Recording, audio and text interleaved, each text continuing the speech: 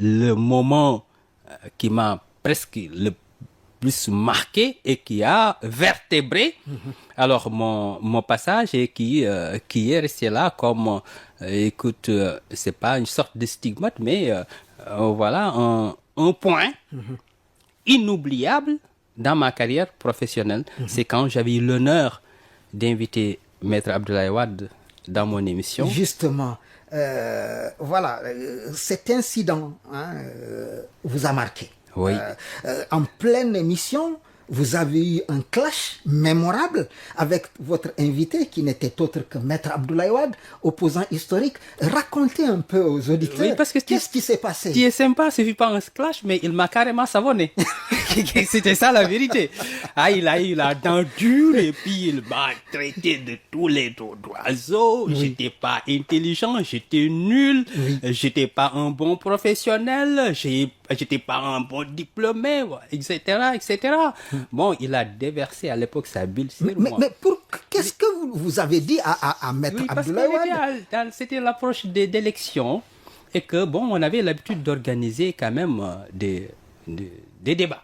Oui. Et je dis que, mais écoutez, Tanor, il est là et puis c'est un des grands responsables du Parti socialiste. C'était l'étoile montante du Parti socialiste. Et puis très proche paix à du son président âme. Diop, paix à son âme. Oui.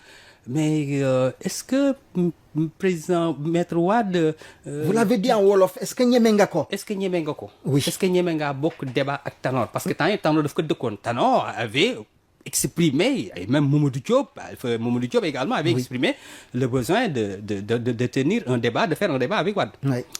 Alors, et il est sorti de ses gonds. Absolument. Cette question-là, il ne l'a pas aimée et puis il m'a rabrouillé et puis il était noir de colère, il transpirait. Je m'en souviens. Le studio qui était là, climatisé. Mais malgré ça, il a transpiré terriblement. Et je l'ai vu avec un visage fumant. Absolument. Mais j'étais resté zen, absolument. Mais très poli, très correct. Absolument. Très... Je crois que le regretté directeur de Sud FM, Chérif El Walid Sey, a dû intervenir. Et même Babacar, ils ont mis un tampon musical pour voilà. demander un tampon. On a interrompu l'émission. On lui a donné une bouteille d'eau, on s'est rafraîchi, après on est revenu. Mais lors de ce temps mort-là également, j'ai eu l'occasion de repréciser ma pensée absolument. Et de lui présenter des excuses à l'époque. Et des excuses que j'ai réitérées à la fin de l'émission. Tu sais pourquoi j'ai fait ça? Parce qu'il m'avait dit que j'étais impoli, incorrect. Ce n'est pas le cas. Et j'ai voulu lui démontrer que j'étais pas impoli et que je lui dis que mon père qui m'écoute, paix à son âme, à partir de Tataguine, qui m'écoutait à l'époque à partir de Tataguine, ma famille, mon entourage immédiat savent que Khalila, qui est devant Maître Wade, il n'a pas été éduqué de cette sorte. Il est poli, il est correct et il est plein de civilité. Et j'ai voulu juste lui montrer ça. Je lui dis que ça c'est de deux également. Allez au CC, vous interrogez mes profs qui m'ont encadré. S'ils me disent que j'étais nul, là, j'abdique. Et mes confrères qui me disent que je suis nul, là, j'abdique. Parce que le meilleur jugement, c'est le jugement de tes pairs. Absolument. Mais on ne peut pas être le journaliste ne reconnaît que exactement. Voilà, la juridiction de ses pairs. Tout à fait. Alors, les voies de Dieu étant insondables, vous suivez quelques années plus tard Maître Abdoulaye Wade, devenu président de la République, à travers ses nombreux périples dans le monde. Alors, comment c'est arrivé? C'est arrivé comment? Parce que tout simplement, lui, il savait que j'étais... Parce qu'entre-temps, vous avez quitté Sud FM pour venir à la RTS. Exactement, voilà. À la RTS. Et à la télévision nationale. À la télévision, exactement. Lors de sa première visite officielle à l'étranger, c'était en 2000.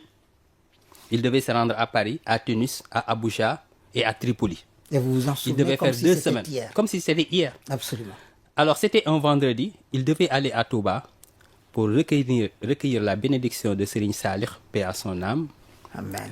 Alors, et que il m'a vu parce que Abdoulaye Ndiaye, qui était à l'époque secrétaire général de la rédaction de la télévision, avait pensé qu'il faut un profil pour accompagner Wade à Touba. Et il pensait que j'étais dans les dispositions de l'accompagner et de faire une bonne couverture de sa visite à Touba. De et 2 jours bon à Touba. mouride également. Un bon mouride. Voilà. Alors Wade m'a vu, mais c'est Khalil, oui. Comment vas-tu, ça va? Tu es où maintenant? Je suis à la RDC. Est-ce que tu es embauché? C'est tel qu'elle m'a dit. Oui, monsieur le président, on a régularisé. C'est vrai? Est-ce que c'est toi qui m'accompagnes demain, lundi, à l'occasion de ma visite officielle à l'étranger? Je lui dis non, monsieur le président. Ah bon? C'est qui? Je dis c'est, je ne sais pas.